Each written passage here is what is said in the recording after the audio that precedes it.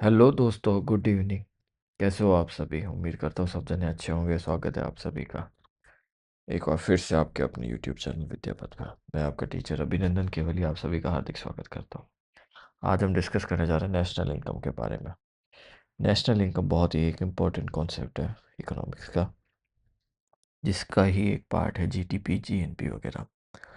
एक देश के अंदर लोग कितनी कमाई कर रहे हैं, एक देश के अंदर किस वैल्यू के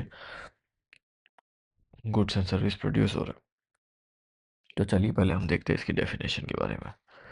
नेशनल इनकम का मतलब है कि किसी एक कंट्री की बाउंड्री के अंदर एक स्पेसिफाइड पीरियड के अंदर, जैसे कि 1 साल, 3 महीने, 6 महीने, आधा साल, उसमें कितने वर्थ के गुड्स एंड सर्विसेज प्रोड्यूस किए जा रहे हैं, उसे नेशनल इनकम कहते हैं।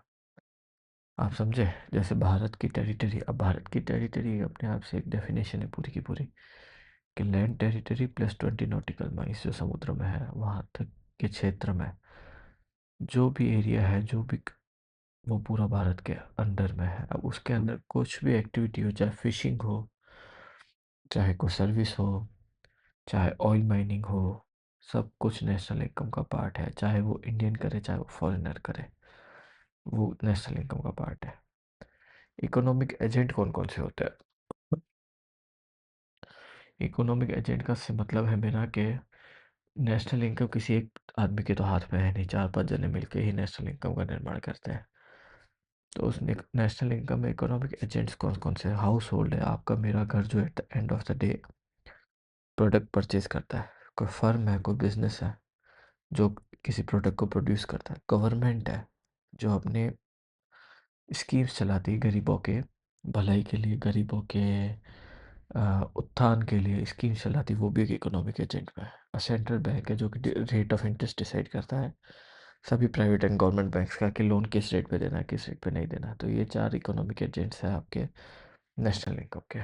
फैक्टर्स ऑफ प्रोडक्शन क्या क्या है? अब ऐसा तो है नहीं कि आदमी स्वयं में ही पूर्ण रूप से सक्षम हो कि वो पूरा फैक्ट प्रोडक्शन खुद से ही कर ले। उसको लैंड भी चाहिए, उसको लेबर भी चाहिए, उसको कैपिटल भी चाहिए।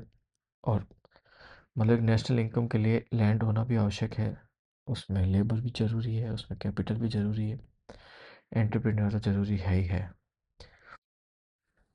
तो लैंड जब कोई, जैसे मेरे पास कोई लैंड, में अगर आपको कुछ लैंड दूंगा यूज़ करने के लिए, तो उसके बदले में आप मुझे रेंट देंगे। अगर मैं लेबर हूँ और मैं लेबर करूँगा आपके फैक्ट्री में आके, तो उसके बदले में आप मुझे वेजेस देंगे। अगर मैं आपको अपनी कैपिटल दूंगा मेरी सेविंग्स में से निकाल के, तो वो आप रिटर्न करते समय मुझे उस पर इंटरेस्ट भी देंगे।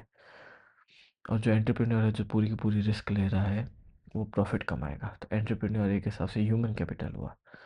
और जो रेंट, वेजेस और इंटरेस्ट है, ये फैक्टर पेमेंट हुआ है, कि इन सभी फैक्टर्स को पेमेंट चाहिए। आप समझे नेशनल इनकम कैसे कैलकुलेट होती है, कि इन सभी फैक्टर्स को एक पेमेंट चाहिए अपने आप को सस्टेन करने के लिए। तो वो फैक्टर पेमेंट इसलिए ज़रूरी है। तो फैक्टर्स ऑफ प्रोडक्शन हो गया land, labour, capital and entrepreneur. National income से रिलेटेड कुछ concept: GDP, gross domestic product; GNP, gross national product; NDP, net domestic product; NNP, net national product. GDP, gross domestic product, मतलब जो भी country की territory के अंदर, चाहे Indian हो चाहे वो फॉरेनर हो, अगर वो पैसा, अमेज़ॉन अगर इंडिया में पैसा कमा रही है, एप्पल इंडिया में पैसा कमा रही है, मैकडोनल्ड्स इंडिया में पैसा कमा रहा है, तो जीडीपी का पार्ट है। आप समझे? इंडियन टेरिटरी के अंदर के जो गुड्स एंड सर्विसेज प्रोड्यूस हो रहे हैं, उनकी क्या वर्थ है, वो जीडीपी है। और अगर उस जीडीपी में से, ग्रॉस डोमेस्टिक प्रोडक्ट में से, अपन डेप्रिसिएशन माइनस करेंगे तो एनडीपी निकलेगा, नेट डोमेस्टिक प्रोडक्ट। जीएनपी होता है कि इंडियन टेरिटरी में इंडियंस कितना कमा रहे हैं, फॉरेनर्स को रहने दीजिए, इंडियंस के पास कितना पैसा आ रहा है, वो ग्रॉस नेशनल प्रोडक्ट में आता है। उसमें से डेप्रिसिएशन निकाले तो नेट नेशनल प्रोडक्ट निकलता है। जब हम देखते हैं कि नॉमिनल जीडीपी, रियल जीडीपी में क्या फ़र्क है, आप समझे? कि पहले मैंने आपको बताया कि जीडीपी, जीएनपी, एनएनपी, इन सब का डेफिनेशन। नॉमिनल जीडीपी क्या है, रियल जीडीपी क्या है?